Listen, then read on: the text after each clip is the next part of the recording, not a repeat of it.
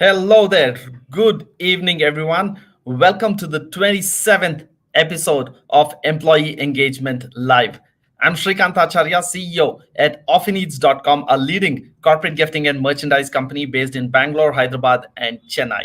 I'm super excited because we are on the 27th episode and it's been 26 episodes of speaking to amazing people, professionals, seasoned professionals from HR, corporate communication, and leadership, and some authors with amazing experience in the space of employee engagement, and it's been a great speaking to them. So while I give you some time to some more people to join in, let me talk a little bit about why I started Employee Engagement Live.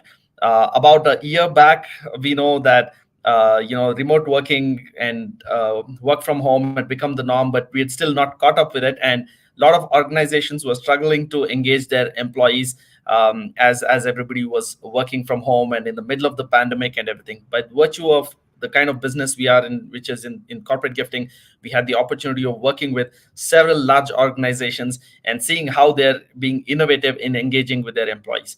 And for that purpose, I started speaking to seasoned professionals and asking them questions about employee engagement so that the rest of the organizations could improve their employee engagement levels as well. It's been an amazing journey. And today I have a very interesting speaker joining us.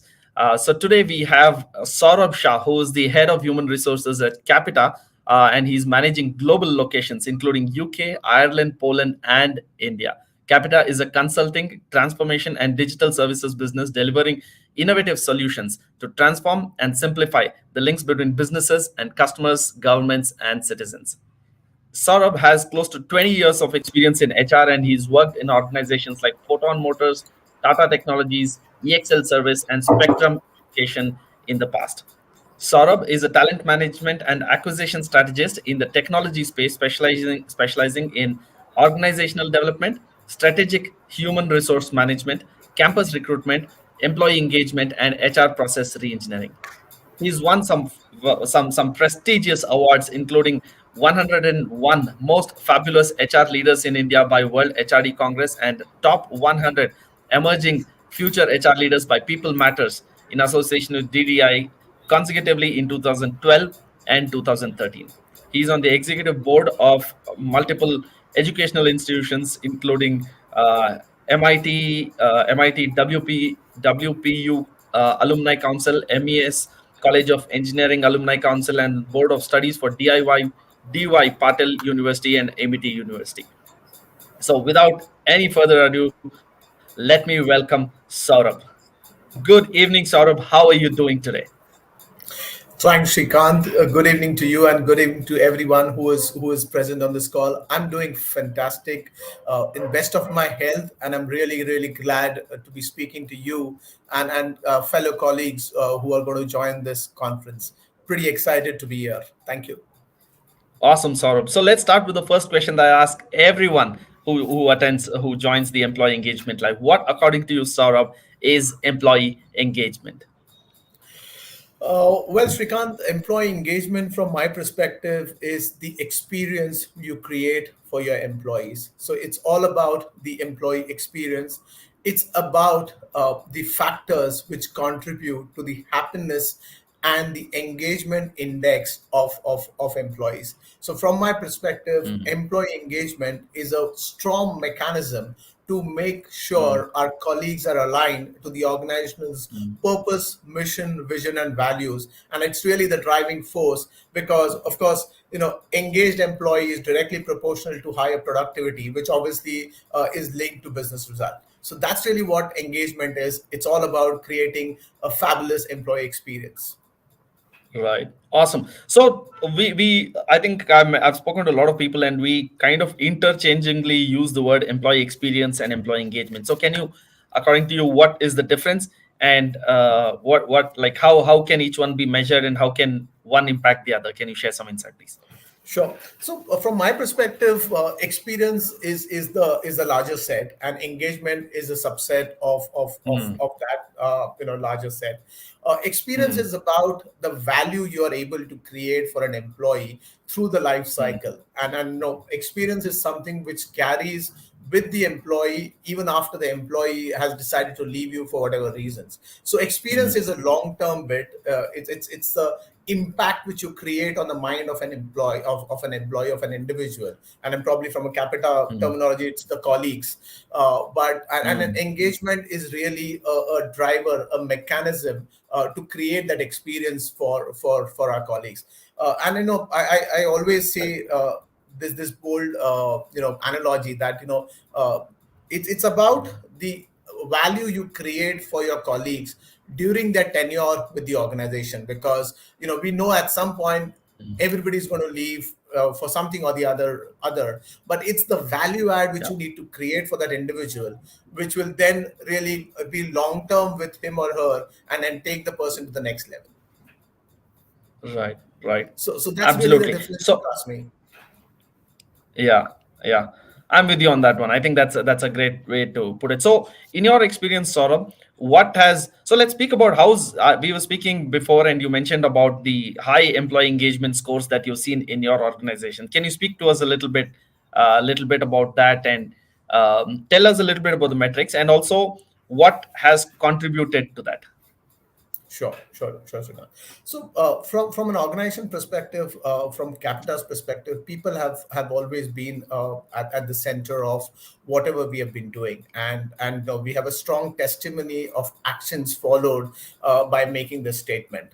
So it's not only a statement made that people are first. We've had follow through actions. We've had our objectives, we have had our outcomes aligned towards people, and making sure that people is the reason why we exist. So from taking that as a clue, we've really had phenomenal engagement scores in 2021. And I think there have been multiple reasons why, and this is probably a more of a mull over which we have had as a leadership team in terms of what would have been the contributors. And from that, I think the topmost of us has been showing genuine care and concern for our employees during this situation, which was never foreseen, a situation which all of us were put together without any notice. So I think there were a lot of factors which probably brought in that genuinity and concern. One was the strong connect which we had, which we had basically with our employees. And I could mention of one of the example at a point when we went into the first lockdown. We as a leadership team actually knew where our employees are exactly based. So who is staying with family, who's staying with friends, who is staying all by themselves, because it was a very difficult time for people who were not able to move to their hometown and were really stuck inside their house. And then me along with my India MD, we made an attempt to reach out to the last person in the employee, all those 1,500 people. We actually connected through group meetings, through HR connect sessions, through leadership connect sessions, to know about their well-being. And then the impact was such, Srikant, that people started opening up, people started feeling genuinely connected, because we didn't really have any other agenda. We just wanted to know if they're fine, we just wanted to know if they need anything, and the organization can support. So I think the connect has been one of the strongest points with our colleagues. The second part of the connect was with our people leaders, and I keep saying this, that they are the ones who have been put under a lot of pressure by the organization, by the team, by their family members, with really minimal support, because Oh. they're in the classic situation where as an organization we expect them to make sure that the delivery is happening on time, make sure employees are comfortable working from remote location. At the same time, there's engagement within the team, there's a proper connect with the team. At the same time, they also need to be fit, they also need to look after themselves and their families as well. So it's been a very thin rope, but regular connect with them, transparency in the way we have been communicating has been the key. So connect has played a significant role for us in terms of mm, driving all a good engagement score. And of course connect through the HR team has also been very strong. We've got various mm, touch points, right from a new joiner connect to somebody proactive connect from the employees, to a connect with the leadership team, to a connect at the time of exit interviews, before the exit interviews. So there have been various ways of mm, connecting. So I think I've spoken a lot about connect, but I'm really passionate about that particular bit. So I think that was one. Second, from my perspective, was the well-being aspect, and no, we really evolved the well-being concept 2 years back to really make it more holistic. And we said that mm, well-being, we will cover physical, we'll cover financial, we will cover emotional, as well as relationship well-being. mm, And we brought in a mm, couple of counselors, we brought in regular sessions, which really enabled our colleagues to really look after themselves through various avenues. And then so we practically had like Zumba sessions, even in a virtual mode. We had people running around the house, but again, okay, or we had Isha Foundation coming in and doing yoga and meditation sessions for us. So I think the second awesome. aspect was well-being. So connect Mm, well-being. The third one was we made sure that our celebration continues, and it's really mm, about continuing our recognition practices. That has been again a very, very crucial and important aspect for us. How do we create multiple avenues for people to be recognized for the milestones they reach? It is for the good work they mm, do. It is for, say, completing 3 years, 5 years, 7 years, 10 years, 15 years with the organization, or it is really as simple as I bought my first house. I as an employee will go back and let the team know, and we will celebrate it across the organization. So it's more about mm, being with the colleagues in their happy moments, and sharing that goodwill gesture with them, and of course transmitting it widely across the organization. I think that was the third aspect: celebrate. The fourth was fun and frolic, and which mm, which remained or remains the ethos of the organization. We firmly believe that you've got to have a lot of fun while you're working, and the virtual world was no exception to it. We mm, continued with initiatives around the year. It could be musical jams, it could be family day, it could be our top performers celebration, or it could be quizzes, or other aspects. But we continue to have that across the board, and I think that continued, mm, and that helped all of this. And last but not the least was our learning initiatives. And I think I'm really proud to say that last couple of years put all of us in a difficult situation, but we continued our focus on learning and making sure that our colleagues get mm, multiple avenues to learn. So we brought in a hybrid model pretty mm, early into the game. We made sure that mm, we have multiple avenues created for our employees, and learning continued to grow. It could be through your standard learning initiatives, or it could be through a digital learning module, or it could be through bite-sized learning programs. And then if we get an mm, opportunity, we'll speak a little more about it. But I think learning continued, and we were fortunate to clock more than 20,000 learning hours. So all of mm, this really contributed. And then of course the topping was creating an enabling environment when it came to mm, working from home, creating an office. I mean, supporting to create an office, broadband, office, furniture, mm, all those things which are necessary for you to be comfortable. We made sure that we right. had it right from start. And then of course things like COVID leaves, and making sure we had insurance support, and all of that played a very crucial role in bonding along with the employees. And Shrikant, I'm Mm, really proud to say that this is not something which we started 2 years back. This has been I've been mm, with this organization for 8 years, and I've seen this into the organization since I've joined, or probably before I had mm, joined. So it's an ongoing process, and I think the cross-functional team which runs all of this has been fantastic, and they continue to steer it for us. Sorry for the long awesome. answer, but I think I just wanted to cover everything what we have tried to do. No, no, absolutely. I think you gave us a lot of dope and direction what we can have today's interview on. I think you spoke about being able to speak between you. If I got it right, you said between you and your MD, you spoke to almost all the 1,500 people. And you spoke about empowering people managers, you spoke about well-being, you spoke about celebrations, fun and frolic, learning avenues, and enabling a working environment even as people are at home. That's amazing, right? So let's get a little bit more into speaking to you. You said something which really impressed me. You said that you knew the exact kind of status that was there for almost every individual. You knew were they with their family, were they on their own, and all of that stuff. How is that possible? 1,500 people. How did you make that happen? I think two important contributors to this has been the HR team and I Mm, mean the strong HRBP team and our people managers who made sure they contributed and they made sure that this information is available to us. So I think mm, that was the source of information.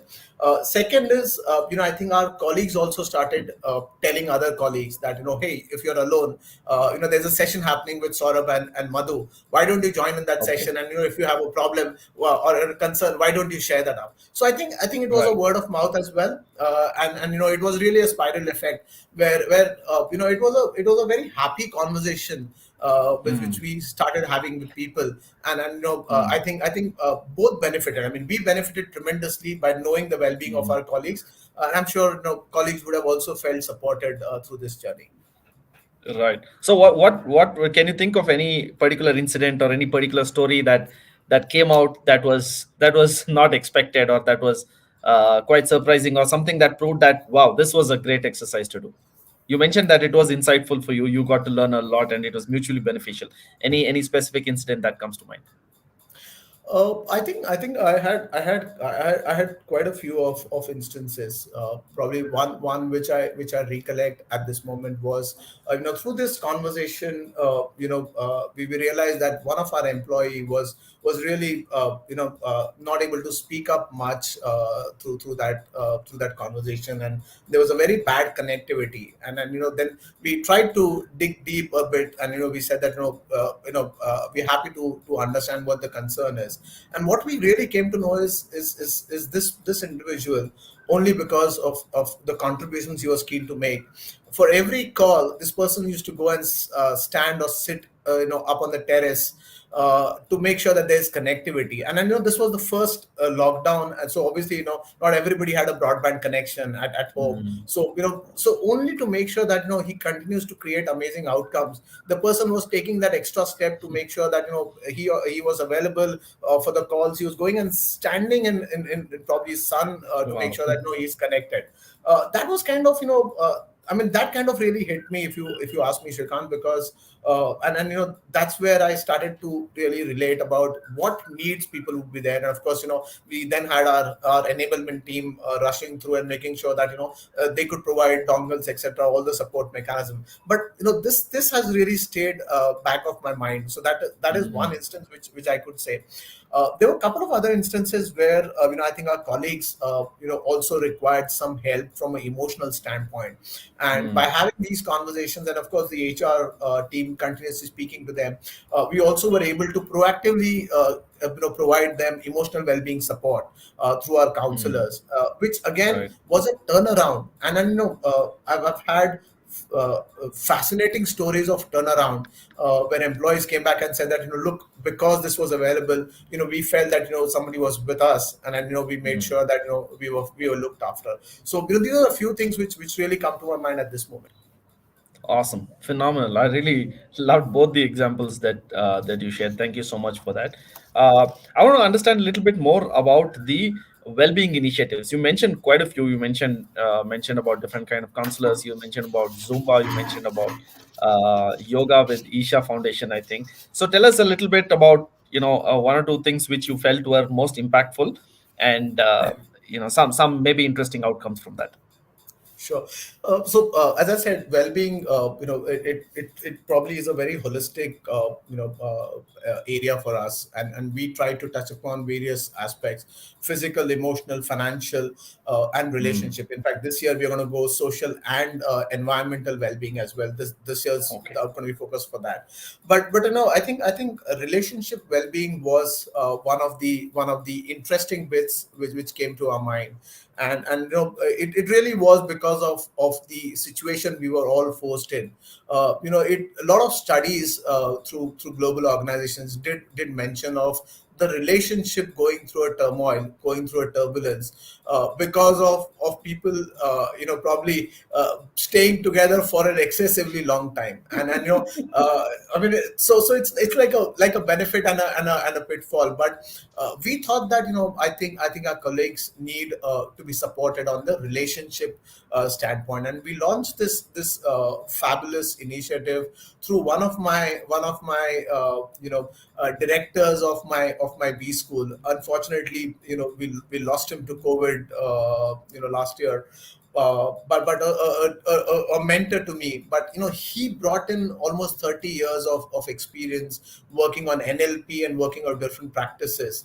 And he came and spoke about relationship well-being, and then how do you deal with your children, how do you deal with your parents, how do you deal with your partner, how do you deal with your friends whom you're not meeting for like months together. So how do you, and then we started focusing on each of these topics at regular intervals, and then again opened up avenue for our employees to reach out to this individual and say that you share what your concerns are with the person, understand how that could be handled. So that was again a very very novel thought, I would say, that focusing on relationship well-being. And I think again that created a lot of impact. I mean, personally, I benefited from how do you really manage your kids, how do you look after somebody who's really a young bud and growing up, how do you have a conversation, how do you look after things, etc., etc. So I think that was one of the important bit for us, from relationship well-being, and probably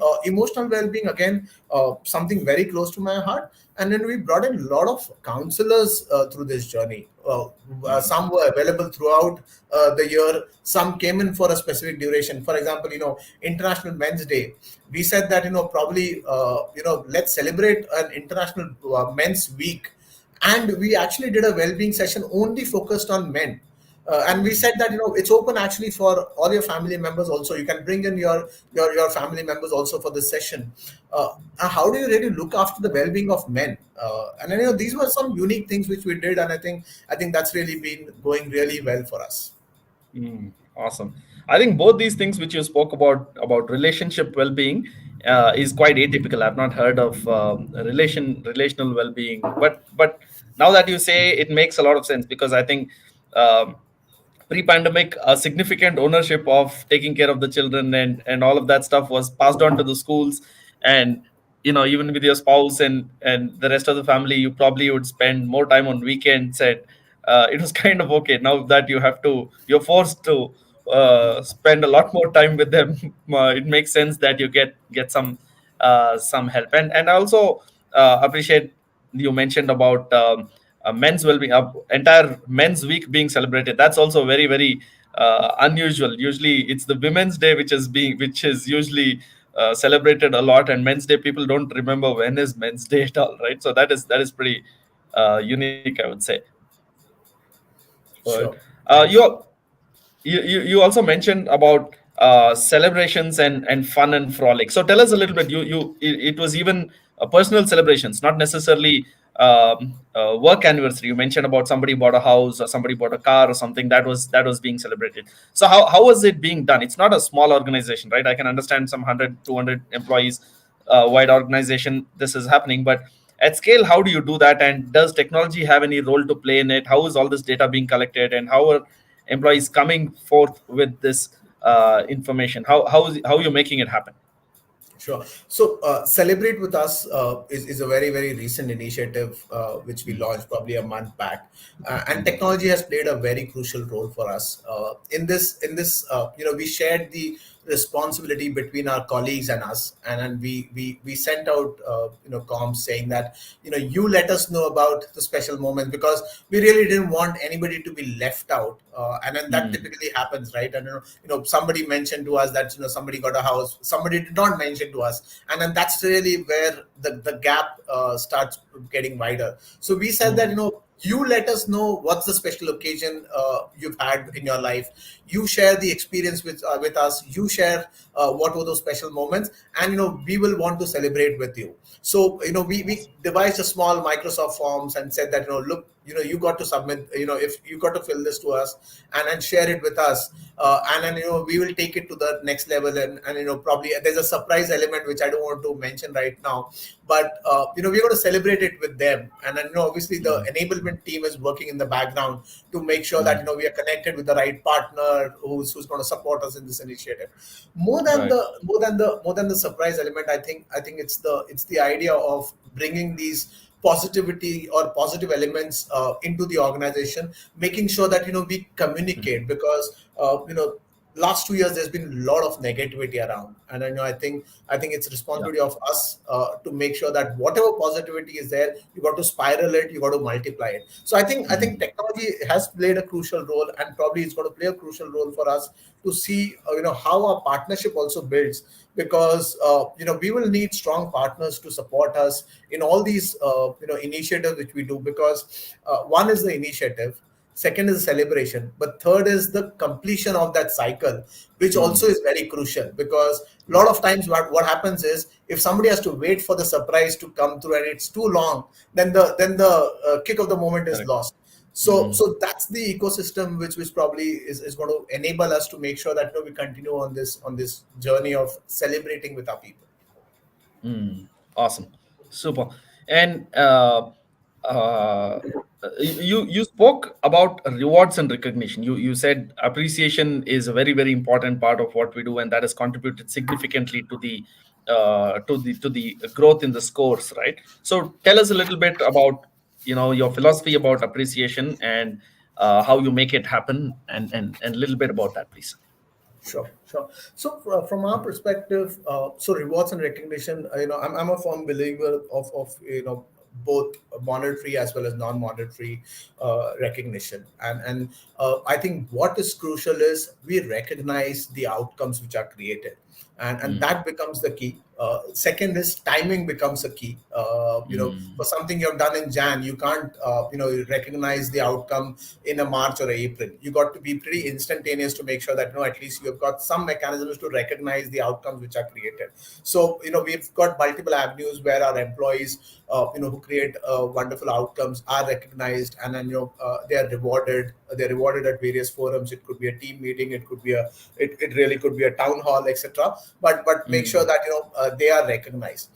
We also devised a recognition for our people managers, and we said it's a high flyer award, because again we felt that there's a absolute need to recognize our people managers, our people leaders as well, mm, because end of the day they are employees as well, and then recognition is crucial for them as well. So yeah. we may make sure that we have recognition coming through for our people managers, people leaders as well.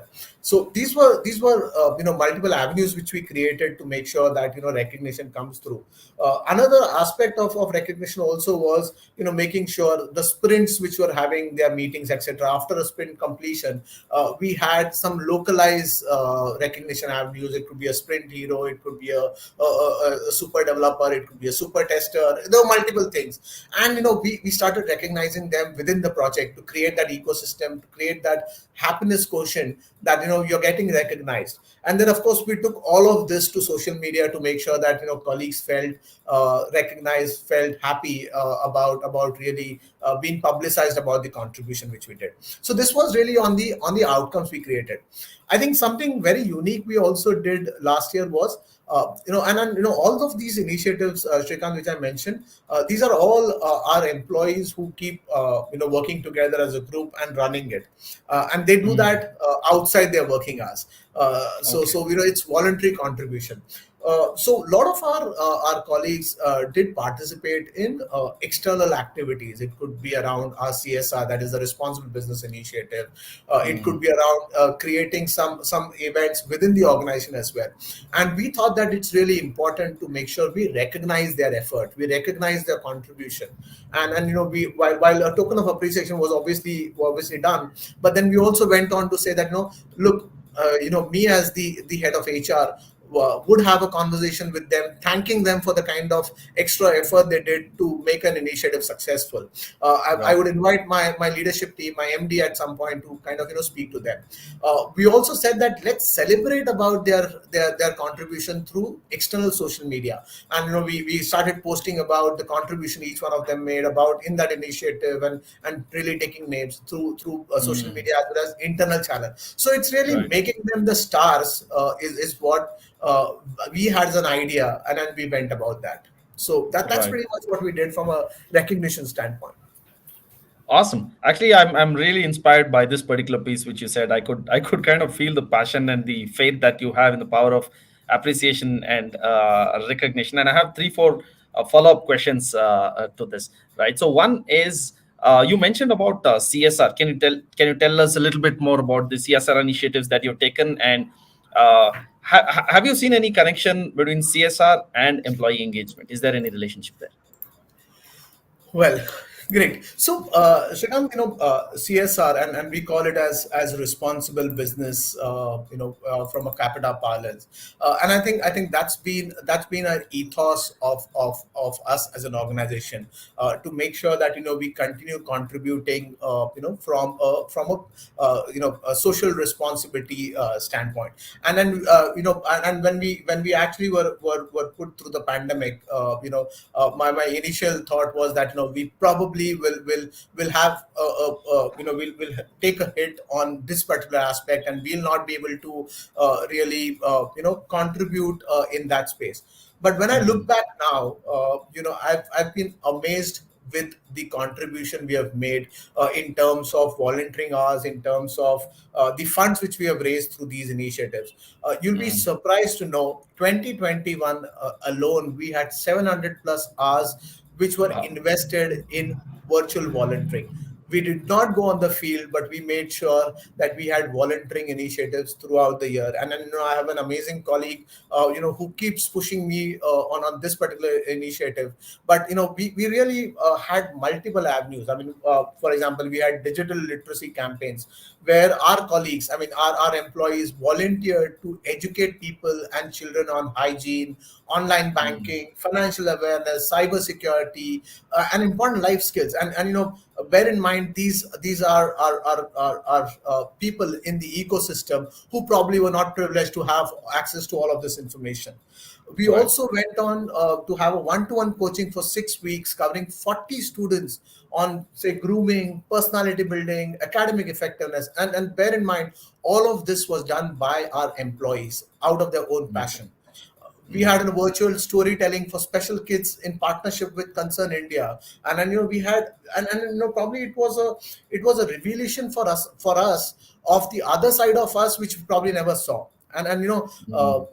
there were a few more initiatives. We also had something, we continue to have something called as Joy of Giving, wherein this year, we had a Adivasi school to be supported in the extreme part of Maharashtra. And all the contribution came from our employees. We had 450 school kits being delivered to that place. We have a unique initiative to also appreciate our office helpers. So obviously, when you're in office, you could recognize them with a sweet box, with a small token of appreciation, in terms of money, etc. But how would you do it when you're virtual? But Right. we got to remember that they are the ones who have kept our office spick and span. They're the ones who have Mm. kept the office running. And I'm Mm. really proud to say we did not let that initiative drop even in the last 2 years. Last year also, we Super. appreciated, recognized. We did the same thing which we would have done if we were in office. And I think that's where the strong ethos of us as Capita come into play. And then Mm. the amazing team which has been doing fabulous work in the responsible business space. Amazing, amazing. And how are you seeing this impacting employee engagement? Because it is voluntary, because it is something which our colleagues are passionate about, it automatically connects them with the larger cause of the organization. And then you don't have to drive it down as an objective. It's a natural outcome of what you are really wanting and passionate to do. So I think Mm. it becomes a very crucial element of bonding all the employees together, because every time Right. you come up with an initiative, the same set of employees may not be there. It might be a different set of Mm, employees. So all of them will come together and then mm, really get together for a common purpose of really mm. striving it ahead. Right, right. Perfect. So another follow-up question that I have in relation to that is in the space of you mentioned about appreciation and recognition. Do you see any role that gifts and merchandise have to play? If yes, what?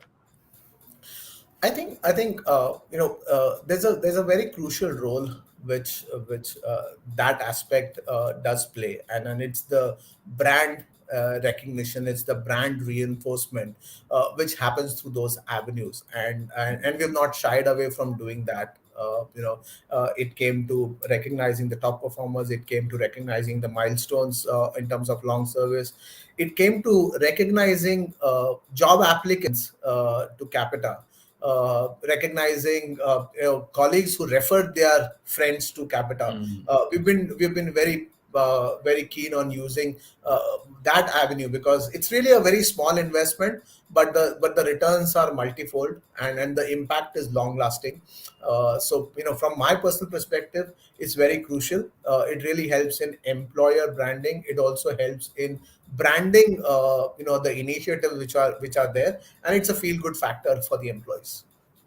right. Awesome. So which is your favorite Capita merchandise that you own?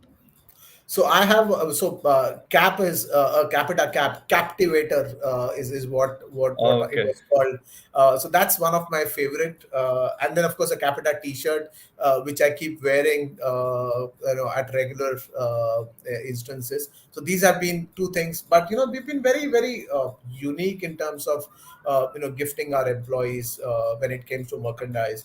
For example, this year when we did the recognition of top performers, we actually send them a gravity a pen which can be used outside gravity, and then the Okay. idea behind that was it's a symbol of excellence, and if you're Mm, recognizing excellence, you got to look at a gift which is beyond excellence, and so that's right. that's been really thought process. And of course, Amazing.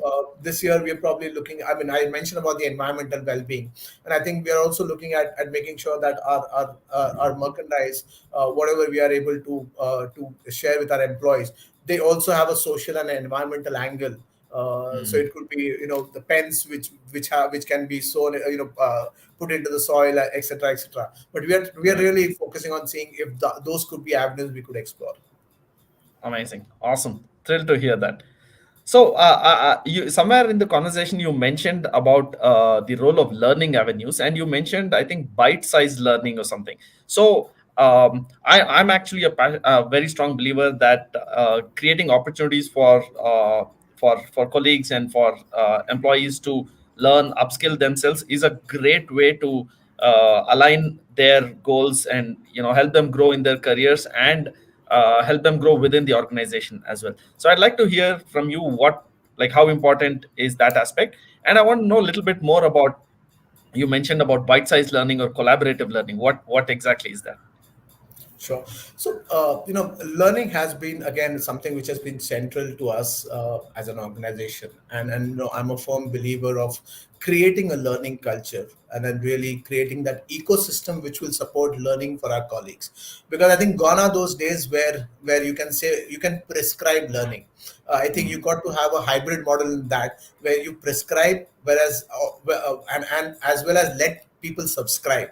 So mm, these are two things which you got to make sure you marry them well, and look at what avenues you could provide. So that's the most crucial element, and in the era of great resignation and great talent drain, I think learning is one of the critical aspects which will continue to hold strong presence in the minds of our colleagues, who would want to think of an opportunity. So that's really my perspective about learning.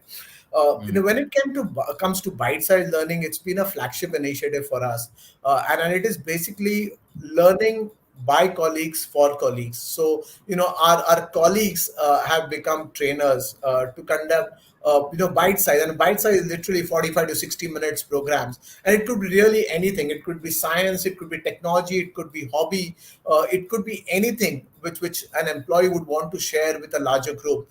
And I think the people function becomes an enabler for all these initiatives. I'm so glad that for this year we've already published our Q1 learning calendar, which is bite-sized learning, and it's really getting publicized across the function which we work for, and people are going to benefit by this initiative. And again, there's no pressure to do it, but this is more voluntary, and people come up and then form these groups, and then they share their knowledge. And I think when it comes to the this generation workforce, sharing knowledge also is something which people look for. And Yeah. I think as a people function, our role is to make sure that we create avenues, and then let people contribute, because I think creating that avenue, creating that kickstarting that initiative is what the role of a people function is, rather than only being the one who will think of everything and do everything. So I think we as a function are the enablers in this journey.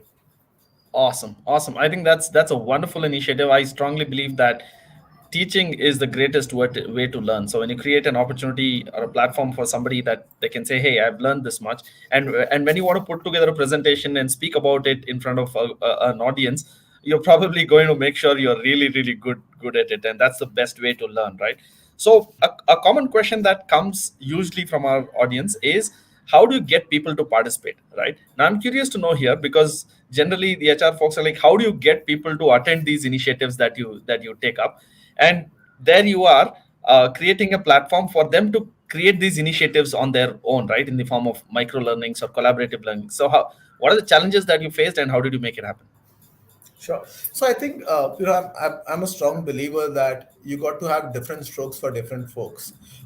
What will work for one set of individuals will definitely not work for the other set of individuals, and that's the reason of creating so many multiple avenues. When it comes to learning, when it comes to engagement, when it comes to connect, when it comes to your fun and engagement, or it comes to responsible business initiatives. And I think that's been the ethos of the organization. I'm being honest, is we got to make sure that we create that enablement for colleagues.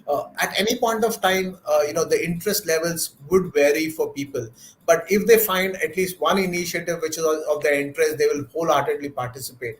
And I think that's how we've been able to drive participation for all these initiatives. That's been one. Second is we've been Yeah. very careful of really choosing who comes in and contributes. So while bite-sized learning is something which is free-flowing, but when it comes to our external speakers, when it comes to external partners, we've been really careful in choosing the right people come into the organization, and they become our partners in this journey. And then I personally try and look at that avenue to see whether we're bringing in the right individual from an event standpoint. And again, that has really driven a lot of value for us. So that's been second. Third, and the most important, is I think the organization has been very supportive. I mean, my people leaders, my leadership teams, they've been really gungo about having these initiatives. And I'm really pleased to have a supportive leadership team, including the finance director, who's never really questioned me that why are you spending. He's always said that can we spend in a different way, can we do it this way, can we do it. So it's been very constructive. So I think having a constructive leadership team, having a supportive leadership team, a strong people leadership team. When I say people leadership, it's my own team, and then of course the people managers. That entire ecosystem then becomes your enabler, and then they are able to then transmit this through their regular connects with the employees. So it's communication through every channel, which probably helps us drive participation. Not that every initiative has tons of participants, but then it's the cumulative effect which you are able to create Yeah. over the different initiatives. Absolutely, well said. Different strokes for different folks. Uh, so we're almost at the end of the session. It's been really, really good fun. I want to end with one last question. What do you think is the future of work? Are we going to come back to office, or is it going to be continue to work from home? Is it going to be hybrid? What's your take? Sure. So probably I think it's really important to realize that we really can't bring people to work. We will have to take work to people. Mm, And I think that that's really very close to what Capita's ideology as well. It is going to be a hybrid ways of working. And when I look at our philosophy, we will really keep it voluntary for our colleagues to come into office, or adopt a flexible working model. Of course, an exception would be contractual obligations, mm, client requirements, etc. But other than that, we are really going to have a flexible way of working. We will continue to let that decision be between the employee and the line manager. Create that flexible ecosystem, create that empowered ecosystem, because I think end of the day what matters is the outcomes. If we have the outcomes, if we have the required process follows, then really the location doesn't matter where you work from. mm. Personally, I would want to get back to work, and see the bustling energy back into the organization. But I think we are going to be a flexible organization, and I think that's the future of work as well. Yeah. Probably create flexibility and have an ecosystem to support the flexibility. Right. Awesome. I'm completely in line with what you just said, because I believe the opportunity to create a remote working organization creates a really flat world. It creates opportunities for everyone, irrespective of whether you are in Bangalore or Bagalpur. The opportunity is really very similar, and that opens up the talent availability, the talent pool a lot more, and doesn't force people to just relocate from their hometown or from their states into one particular city and making it crowded, and all the other traffic challenges and all of that, price escalation challenges and all of that kind of stuff. So I'm with you on this one. It's been wonderful speaking to you, Saurabh. I'm really in awe of the kind of culture that you built at Capita, and personally in adoration of the passion that you have for a pro people kind of a mindset, the appreciation and the recognition kind of mindset that you have. So more power to you. It's been wonderful speaking to you. I hope you enjoyed the session too. Thank you, Shrikant. It has been a fabulous 45 minutes, and it just went away with a flash. Thank you for letting me come in and speak about the amazing initiatives at Capita. It really brings more power to us. All the very best, in your journey of creating amazing outcomes for organizations like Capita and many more. All the very best. Thank you for giving me this opportunity. It's been really a pleasure and honor to be a part of the engagement series. All the best to you, and thank you to you and your team. Thank you so much. Have a wonderful day. Thank you, everyone. See you. Yes, bye. Bye.